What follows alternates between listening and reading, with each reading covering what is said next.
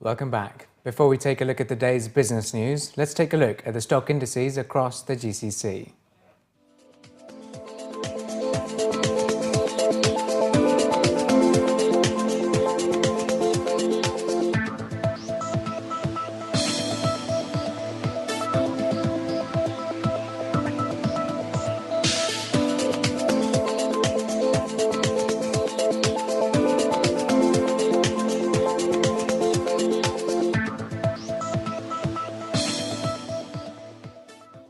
The public cloud services market in the Middle East and North Africa region is on pace to grow 21.3% in 2014 to total $620 million. That's according to a new report by Gartner, a US-based information technology research and advisory firm.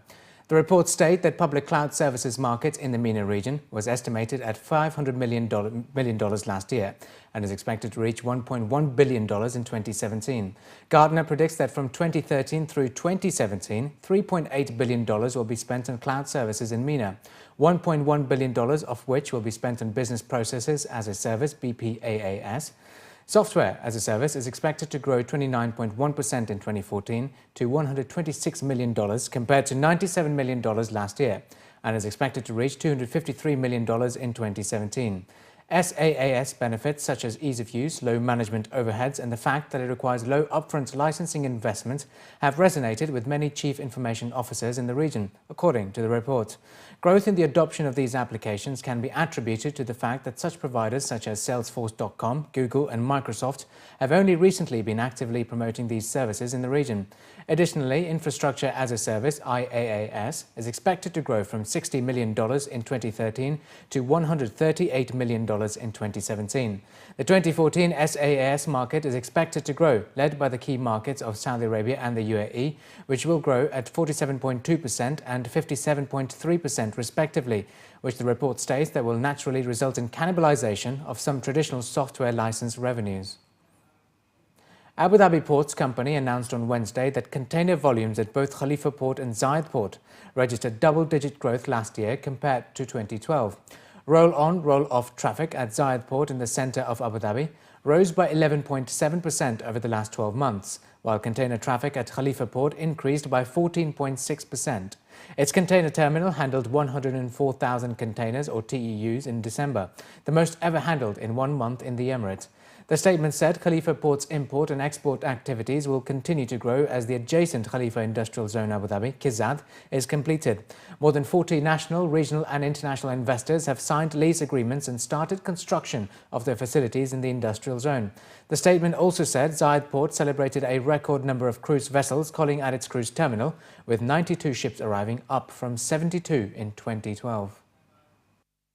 Saudi Arabia's flag carrier, Saudiya, celebrated 50 years of its flight services to Dubai at a ceremony, which saw the attendance of His Royal Highness Prince Fahd bin Abdullah, President of the General Authority of Civil Aviation and Chairman of Saudiya.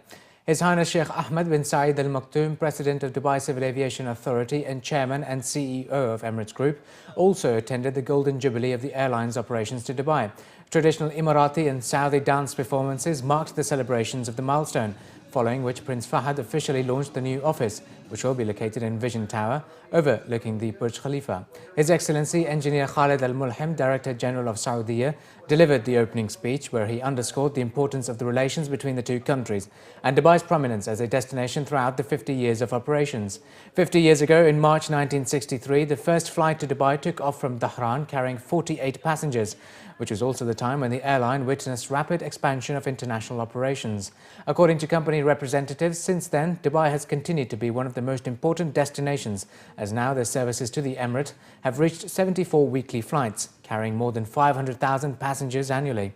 Saudi Arabian Airlines flies to Dubai from 4 cities in Saudi Arabia that include Riyadh, Jeddah, Dammam and Medina. According to the representatives, despite a stiff competition with other regional airlines, the airline has continued its strong performance, particularly for Hajj and Umrah. The growth showing from the first flight carrying 48 passengers up to last year reach over 1 million passengers. This is, it shows exactly how important Dubai as a destination for Saudi Arabian Airlines. We are flying at the moment 74 flights per week, and we are definitely looking to increase this. not only in terms of frequencies, but capacity as well. Competition is good. In the end, it will reflect to the consumer, and we are facing the competition as a challenge for us, and we do welcome such kind of challenge. And for us, this is actually the whole game.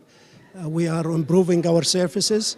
We are looking for to see that Saudi to be selected and to be chosen by the customer.